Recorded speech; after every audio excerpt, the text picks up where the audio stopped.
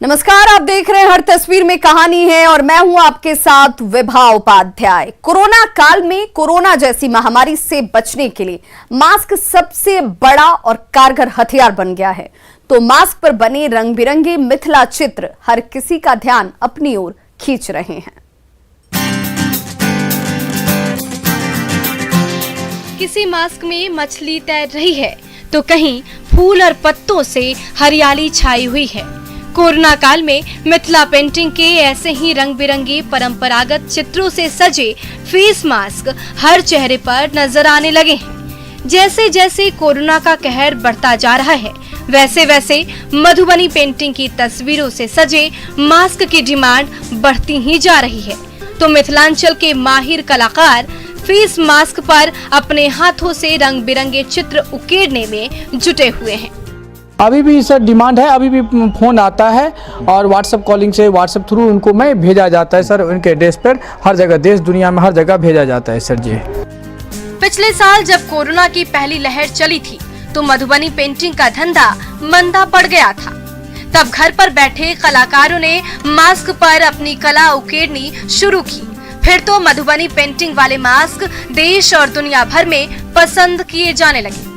अब जब कोरोना की दूसरी लहर चल रही है तो एक बार फिर डिजाइनर फेस मास्क की डिमांड जोरों पर है। फिलहाल 15 दिनों से फिर हम लोगों को ऑर्डर आ रही है। अपने देश के अलावा और भी कई देशों से हम लोगों को ऑर्डर आ रही है और फिर हम अपने ग्रुप के साथ काम कर रहे हैं, मास्क पे बना रहे हैं। कोरोना काल में कोरोना जैसी महामारी से बचने के लिए अभी भी फेस मास्क सबसे बड़ा हथियार है। अगर वो मास्क मधुबनी पेंटिंग से सजा हो तो फिर कहना ही क्या। अमित रंजन, न्यूज़ 18 मधुबनी। पटना के फुटपाथ पर रहने वाले गरीब और बेसहारों का पेट साईं की थाली से भर रहा है। रात के अंधेरे में सामाजिक कार्यकर्ताओं की टोली खाने से भरी थाली लेकर गली गली में घूम रही है।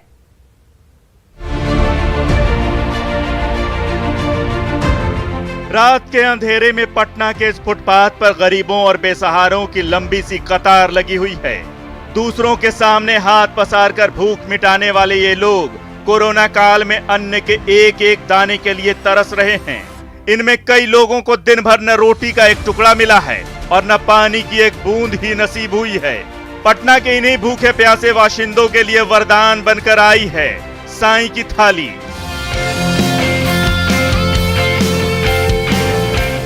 प्लास्टिक कवर में पैक इस थाली में पूरियां हैं, दाल है, सब्जी भी है, तो बुंदिया के साथ साथ गुलाब जामुन और रसगुल्ला भी है, जिसे खाकर ये गरीब दिन भर की भूख मिटा रहे हैं। ये करीबन 2 साल हो गया है सेवा देते हुए। पीएमसीएच से चालू किए थे और आज तक कंटिन्यू चल रही है। और अगले लॉकडाउन जो लग रहा था तो 40 दिन हम लोग एजुकेशन रोड बिग बाजार के सामने लंगर वगैरह भी चलाए थे। इस कतार में कोई रिक्शा चालक है तो कोई भिखारी, किसी के सिर पर छत नहीं है तो कोई बीमारी से जूझ रहा है। दिन भर की भाग दौड़ और थकान के बाद जब इन्हें अन्न का एक दाना नहीं मिला तो साईं की थाली इनके लिए वरदान बनकर आई। और देखिए, भूख मिटाने वाली खाने से भरी थाली देखते ही कैसे इनके चेहरे खिल उठे हैं। आप देख रहे हैं हर जरूरतमंद लोग वेट करते हैं कि साईं की थाली आएगी और हम लोग को भोजन मुहैया करवाएगी। बस आप लोग का सहयोग है, समाज का सहयोग है, चल रहा है। ये लोग इंतजार करते रहते हैं। इंतजार पूछिए बाबा लोग से। खासकर कोरोना काल है। हाँ। तो कितनी बड़ी मदद मिल रही है आपसे? बहुत ही मदद मिल रही है। आप लोग देख रहे हैं कि ये लोग वेट करते हैं, होटल वगैरह भी बंद हो जाती है 7 बजे के पहले। कोरोना काल में एक बार फिर सब कुछ थमता जा रहा है। ऐसे समय में गरीबों और बेसहारों की भूख मिटाने के लिए साईं की थाली से भरे थैले लिए ये समाज सेवी पटना की फुटपाथों पर घूम रहे हैं और हर एक भूखे शख्स की भूख मिटाने की कोशिश में जुटे हुए हैं। रजनीश, न्यूज़ 18 पटना। तो वहीं मुंगेर सदर अस्पताल में खुली दीदी की रसोई स्वाद के साथ सेहत परोस रही है। दीदी की रसोई में बनने वाला साफ सुथरा और शुद्ध खाना बीमार मरीजों को सेहतमंद बना रहा है।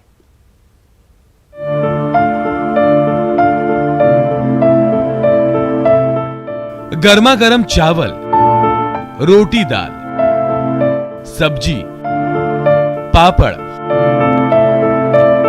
और सलाद से सजी थाली देखकर भला किसकी भूख नहीं जगेगी।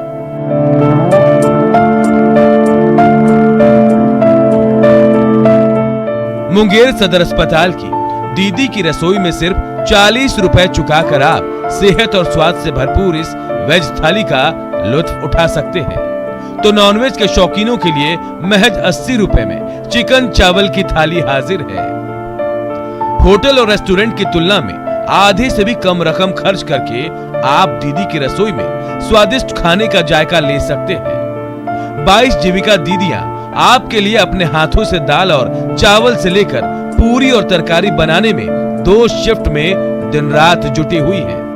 हॉस्पिटल में बोला गया कि खाना बढ़िया नहीं दे रहा है, तो हम लोग ठीक है भैया, तो हम लोग हॉस्पिटल में जाएंगे, हम लोग सब दीदी बढ़िया से सुरक्षित से खाना बनाएंगे, स्वादिष्ट भोजन सबको मरीज के लोग को दिया जाएगा। दीदी की रसोई में किचन से लेकर काउंटर तक हर जगह की कमान जीविका दीदियों ने बखूबी संभाल रखी है। मेन्यू देखकर फरमाइश कीजिए, आपका पसंदीदा खाना पल भर में आपके टेबल तक पहुंच जाएगा। दीदी की रसोई मुंगेर सदर अस्पताल में इलाज करा रहे मरीजों के साथ साथ उनके परिजनों के लिए वरदान साबित हो रही है, जहां उन्हें बेहद कम कीमत पर स्वादिष्ट और सेहतमंद बनाने वाला खाना आसानी से मिल रहा है। भोजन की उपलब्धता है अस्पताल परिसर में आने वाले मरीज उनके भोजन या अन्य गुणवत्तापूर्ण भोजन की उपलब्धता सुनिश्चित कराना है। दीदी की रसोई ने महिलाओं को आत्मनिर्भरता का रास्ता दिखाया है, तो यहाँ बनने वाले साफ सुथरा और शुद्ध खाना बीमार मरीजों को सेहतमंद बना रहा है।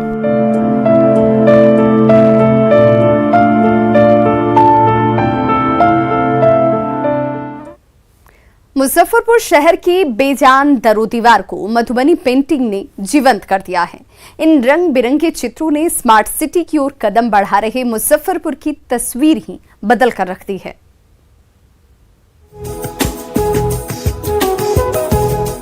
इस तस्वीर में कला है, इस तस्वीर में संस्कृति है, इस तस्वीर में प्रकृति है।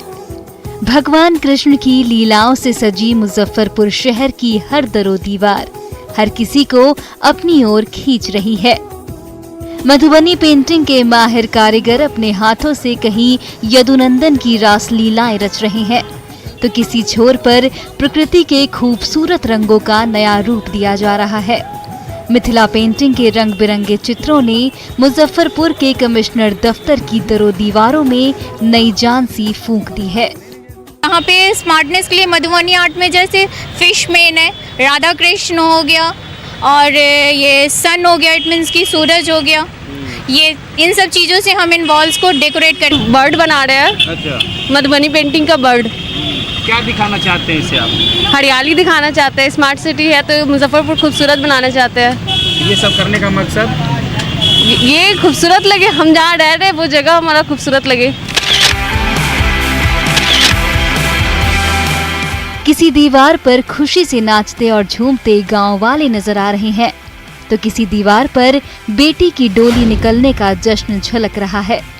दीवार के हर हिस्से पर उकेरी ये रंग बिरंगी आकृतियां कोई न कोई कहानी बयां कर रही है। मुजफ्फरपुर को जब से स्मार्ट सिटी का दर्जा मिला है, तब से शहर को नया रंग और रूप देने के लिए अभियान चलाया जा रहा है। दरों दीवारों पर मिथिला पेंटिंग की आकृतियां उसी कवायद का हिस्सा है। स्मार्ट सिटी के तहत जिले के जो भी सरकारी भवन है या व्यावसायिक प्रतिष्ठान है, उनके दीवारों को मधुबनी पेंटिंग से सुसज्जित किया जा रहा है। इसकी ये कार्य शुरू भी हो चुका है। मधुबनी पेंटिंग के पारंपरिक चित्रों से सजी धजी मुजफ्फरपुर की दरों दीवार गुलजार हो उठी है, तो इन आकर्षक चित्रों ने स्मार्ट सिटी बनने की ओर कुलाचे भर रहे मुजफ्फरपुर शहर की शक्लो सूरत बदल कर रख दी है। सुधीर कुमार, न्यूज़ 18, मुजफ्फरपुर।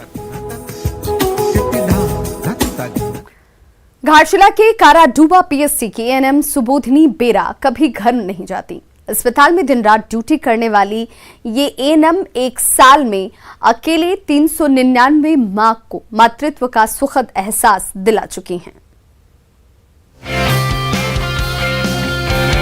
अभी अभी धरती पर आई ये नन्ही परी एएनएम सुबोधिनी बेरा की गोद में पहली सांस ले रही है। पिछले 4 सालों से 1800 से भी ज्यादा सफल डिलीवरी करा चुकी इस दादी अम्मा ने अपनी पूरी की पूरी जिंदगी ही मां और नवजात शिशुओं को समर्पित कर दी है। तभी तो काराडुबा के प्राथमिक स्वास्थ्य केंद्र का ये छोटा सा कमरा ही उनका घर आंगन बन गया है, जहां वो गर्भवती महिलाओं का 24 घंटे ख्याल रखती हैं, तो नवजात शिशुओं पर दादी अम्मा की तरह स्नेह भी बरसाती हैं। 40,000 आबादी के ही से हम, और बाहर से भी आते हैं सब पेशेंट, हमको जान पहचान है और अपना पेशेंट का जानकारी लेते हुए हम यहाँ पर स्थापित हैं बोल करके आते हैं। पूर्वी सिंहभूम के आदिवासी बाहुल्य दामपाड़ा इलाके में जहां दूर दूर तक न कोई डॉक्टर है और न ही कोई अस्पताल, वहां काराडुबा का प्राथमिक स्वास्थ्य केंद्र और एएनएम सुबोधिनी बेरा का दरवाजा गरीब और लाचार मरीजों के लिए दिन रात खुला रहता है। गर्भवती महिलाएं तो उनकी ममता की शीतल छांव पाती ही हैं। दूर दराज से आने वाले परेशान हाल मरीज भी उनकी देखरेख में भले चंगे होकर लौटते हैं। कहा जाए तो वहाँ के लिए अभी 1 मैन आर्मी है वो, ठीक है। अकेले प्रसव भी करा रही है, जैसे ओपीडी इमरजेंसी में कोई अगर आता है उनको दवा भी देती है, रात में अगर 8-9 बजे कोई आता भी है तो उसको भी दवा देती है, या जो भी उनको समस्या रहता है उनका समाधान करती है। वैसे हम बहुत साथ देते हैं दीदी को भी, और यहाँ दीदी तो 24 घंटा रहती है और काम भी अच्छा करती है। काराडुबा का प्राथमिक स्वास्थ्य केंद्र घाटशिला के असहाय और लाचार मरीजों के लिए किसी वरदान से कम नहीं है, जहां आपको हर मर्ज की दवा आसानी से मिल जाती है। प्रभंजन, न्यूज़ 18 घाटशिला। गुमला की उड़न परी फ्लोरेंस बारला सपनों की उड़ान भरने के लिए दिन रात पसीना बहा रही है। इसी साल चीन में होने वाले वर्ल्ड एथलेटिक्स चैंपियनशिप में उसे अपने देश का प्रतिनिधित्व करना है।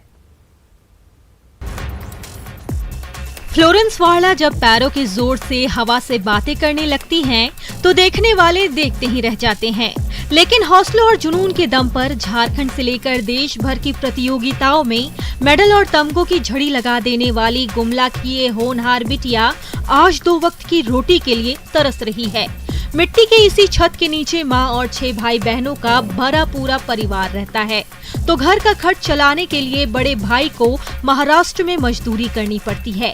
इसके बावजूद चीन में होने वाले वर्ल्ड यूनिवर्सिटी एथलेटिक्स चैंपियनशिप में देश का झंडा बुलंद करने के लिए वो मैदान में दिन रात पसीना बहा रही है। वर्ल्ड यूनिवर्सिटी अगस्त में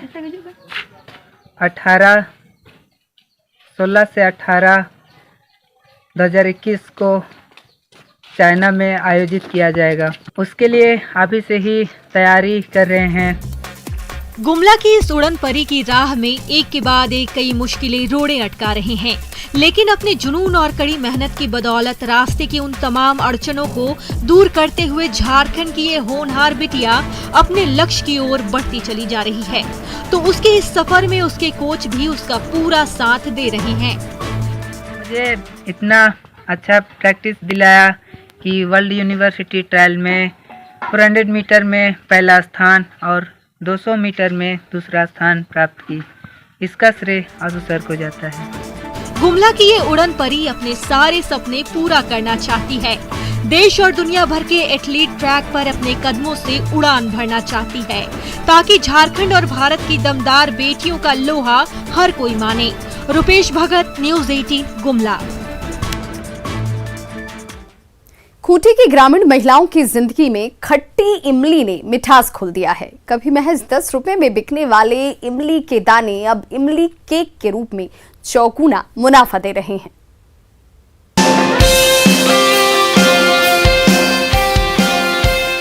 खूंटी के जंगली इलाकों से बोरों में भर भर कर इमली के दाने कालीमाटी गांव पहुंच रहे हैं, जिसे बोरों से निकालकर विमला देवी डी हॉलर मशीन की चक्री में डाल रही हैं। चक्री घूम रही है और इमली के रेशे अलग हो रहे हैं। सख्त रेशों की जकड़न से अलग हुई इमली के दाने टोकरे में भरकर दूसरे कमरे में बैठी महिलाओं तक पहुंचाई जा रही है। जहां इमली के दानों से एक एक बीज को बाहर निकाला जा रहा है। अब रेशों और बीज से अलग हुई साफ सुथरी इमली पहुंच गई प्रोसेसिंग सेंटर में, जहां कुछ देर की प्रोसेसिंग के बाद तैयार हो गया इमली का केक। जी हाँ, ये उसी खट्टी मीठी इमली का केक है जो खूंटी के गांव-गांव की महिलाओं की जिंदगी में मिठास घोल रही है। इमली का प्रोसेसिंग खोले और लाव यूनिट भी खोले, लाव का भी यूनिट चला रहे हैं। इसी से हम लोग का दिमाग खुला रहा। अभी दीदी सबको घर बैठे ही रोजगार मिल रहा है, अभी कहीं जाने का जरूरत नहीं मिल रहा है। खूंटी के गांवों और गलियों में बिखरी रहने वाली इमली को बेचकर पहले बमुश्किल 10 रुपए ही मिलते थे, लेकिन आज 10 रुपए की वही इमली जब इमली केक बन गई तो उससे काली माटी गांव की महिलाएं 40 रुपए कमा रही हैं। महिलाओं का एक जत्था जंगल में इमली चुनता है तो दूसरा समूह उसे बोरों में भरकर काली माटी गांव के ग्रामीण सेवा केंद्र तक पहुंचाता है, जहां गुड़ाई, छटाई और प्रोसेसिंग के जरिए ऐसी खट्टी मीठी केक बनाई जाती है जो स्वाद देने के साथ साथ इन महिलाओं का पेट भी भरती है। जब से यहाँ ग्रामीण सेवा केंद्र खुला और यहाँ इमली का काम शुरू हुआ तो हम लोग यहाँ आते हैं और कुछ बहुत पैसा कमा लेते हैं, उसी से अपना बाल बच्चा को भी अच्छा से पढ़ा सकते हैं। यहाँ आते हैं तो इसी से हो जाता है, जैसे कॉलेज के लिए जो कुछ भी अपना आवश्यकता का सामान, आने जाने का भाड़ा। भला किसने सोचा था कि दांत खट्टे करने वाली इमली किसी की जिंदगानी भी बदल सकती है, लेकिन इच्छा शक्ति और जुनून ने बदलाव की ऐसी बयार बहाई जो खूंटी के गांव-गांव में चमत्कार ला रही है। अविनाश कुमार, न्यूज़ 18 रांची। दानापुर की महिलाओं की जिंदगी में मशरूम की खेती करने वाले अंधेरे कमरे से उजाला फैल रहा है। उम्मीदों की पोटली में बंधे मशरूम के पौधे इन्हें आत्मनिर्भरता का रास्ता दिखा रहे हैं। अंधेरे कमरे में उम्मीदों की छोटी छोटी पोटलियां बंधी हुई है। हर एक पोटली से मशरूम की सफेद कोपलें फूटने लगी है। कुछ दिन बाद ये सफेद पत्तियां पल बढ़कर बटन मशरूम का रूप ले लेंगी, तो इसे बेचकर बिहटा की महिला किसान शांति देवी के लिए अपने बच्चों की परवरिश करना ज्यादा मुश्किल नहीं होगा। साल भर पहले जब शांति देवी के पति गुजर गए तो 3 छोटे छोटे बच्चों का पेट भरना मुश्किल हो गया। फिर गांव की 2 महिलाओं के साथ मिलकर मशरूम की खेती शुरू की। अब मशरूम की ये सफेद पोटलियां बिहटा की इन महिला किसानों के लिए खुशहाली की पोटली बन गई है। मार्केटिंग अभी कहीं हम लोग बाहर नहीं निकले हैं, नहीं मार्केटिंग की है। टोला में हमें अगल बगल के लोग हैं, 1 केजी कोई मांगे दे दिए, कोई आधे किलो मांगे दे दिए, बाकी रिलेशन में हो गया, कुछ अपने आप में हो गया। अभी तो सिर्फ गाँव में है और सिर्फ गाँव में ही है। क्या गांव के बाहर भी जाना चाहते हैं? हाँ, जाना तो जरूर चाहते हैं। तो क्या लोग से संदेश देंगे? हाँ, तो और बढ़ेगा तो अच्छा है ना, बढ़ाना ही हम लोग चाहते हैं। पिछले महीने 10 किलो बीज के साथ मशरूम की खेती शुरू हुई। कुछ दिन बाद जब ये पोटलियां लबालब हो गई तो स्वाद और सेहत से भरपूर मशरूम खरीदने के लिए ग्रामीणों का तांता लग गया। फिलहाल बटन मशरूम के पौधे 200 रुपए किलोग्राम की दर से बिक रहे हैं, जिससे इसे उगाने वाले किसान मालामाल हो रहे हैं। तो प्रशासन की ओर से मशरूम की बिक्री के लिए मार्केट की खोज की जा रही है। नालंदा में कई महिलाएं संगठन है जो इससे जुड़ी हुई हैं, तो हम कोशिश करेंगे कि इन लोगों की बातचीत उन लोगों से भी करवा दें ताकि इनको भी पता चल सके कि कैसे मार्केट में सारा सामान को निकाला जाता है। कहते हैं हौसला बुलंद हो तो मुश्किलें दूर होते देर नहीं लगती। हालात ने शांति देवी का रास्ता रोका तो उन्होंने अपने हौसलों और उम्मीदों के बल पर उन मुश्किलों को अपने रास्ते से हटाकर ही दम लिया। अमरजीत, न्यूज़ 18 दानापुर। चीन के जुल्म के खिलाफ देशवासियों को एकजुट करने के लिए 2 तिब्बती मित्र फटफटिया पर भारत भ्रमण पर निकले हैं। बाइक यात्रा पर जब दोनों यार गया पहुंचे तो उन्होंने बिहार वासियों से भी समर्थन मांगा।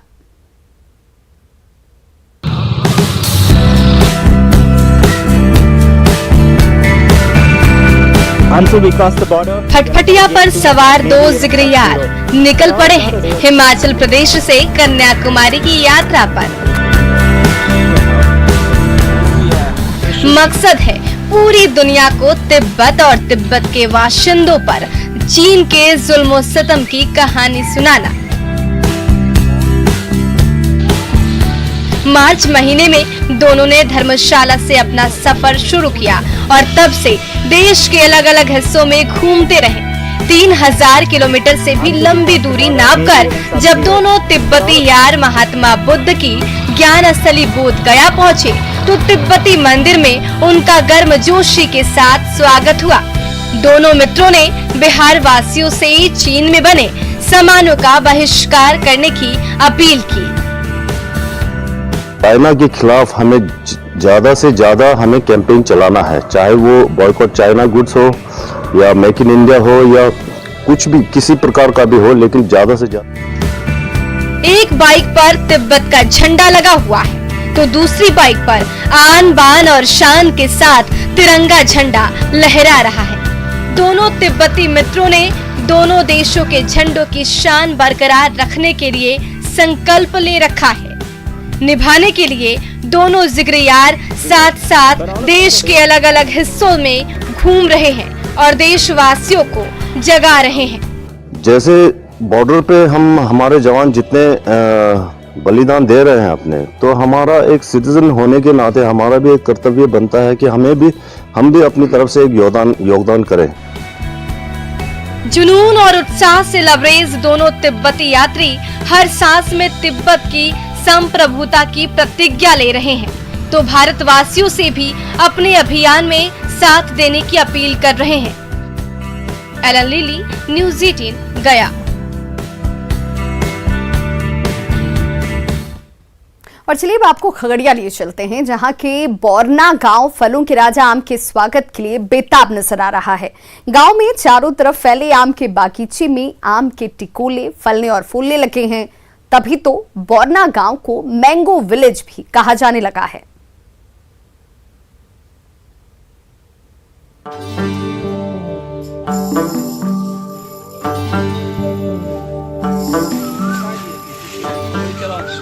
आम के पेड़ पर छोटे छोटे और हरे भरे टिकोले नजर आने लगे हैं। कुछ दिनों के बाद जब यही टिकोले रस से लबालब होकर पीले हो जाएंगे तो उसे देखकर भला किसका मन नहीं ललच उठेगा। अप्रैल के महीने में बोरना गांव के बगीचे में खड़े हर एक आम के पेड़ टिकोलों की सौगात लेकर हाजिर हो गए हैं।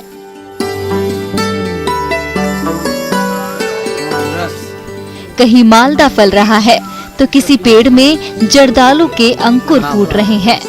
नौरंगा से लेकर बम्बई और गुलाब खास समेत 17 किस्मों के आमों की प्रजातियां मिल जाएंगी आपको यहाँ। तभी तो बोरना गांव को मैंगो विलेज भी कहकर पुकारा जाने लगा है। आप देख रहे हैं कि हर तरफ आम का ही आम है, गाछ है, इसलिए मैंगो विलेज के नाम से ज्यादा, चूँकि यहाँ के लोग ज्यादा आम की खेती पे निर्भर है और पर्यावरण संरक्षण के लिए भी जो है बचाने के लिए भी हमारे गांव के लोग चिंतित रहते हैं। 2 महीना तक लगातार मेहनत करना पड़ता है गाछ को, तब जाकर आम में थोड़ा से बचाव कर सकते हैं। दिन रात करते हैं। बोरना गांव के किसान सालों भर आम के पेड़ों की देखभाल करते हैं, बड़े प्यार से सींचते हैं तो कीड़े मकोड़ों से बचाने में कोई कसर नहीं छोड़ते। काफी जतन के बावजूद अगर कोई पेड़ सूखता है तो किसान उसके बदले 4 पेड़ लगाते हैं। तभी तो जब मैंगो के सीजन में ये हरे भरे पेड़ रसीले आमों से लद जाते हैं तो उसे बिहार ही नहीं देश के कोने कोने में भेजकर यहाँ के किसान माला माल हो जाते हैं। यहाँ पे अगर एक पेड़ अगर हम लोगों का सूख जाता है तो यहाँ पे 10 से 12 पेड़ लगाए जाते हैं और जो यहाँ के किसान है वो बड़े परेशान रहते हैं। और अगले 3 महीने मार्च अप्रैल मई खास करके उनको नींद भी सही से नहीं आती। जैसे जैसे आम के पकने का समय करीब आ रहा है, बोरना गांव का हर आम और खास अपने बगीचे की रखवाली में जुटा है। ये पेड़ बोरना गांव को हरियाली की ऐसी सौगात देते हैं कि हर किसी की जिंदगी में खुशहाली खुद ब खुद खींची चली आती है। दिग्विजय, न्यूज़ 18 मुंगेर। तो खबरों का सिलसिला लगातार जारी है। आप देखते रहिए न्यूज़ 18 बिहार झारखंड।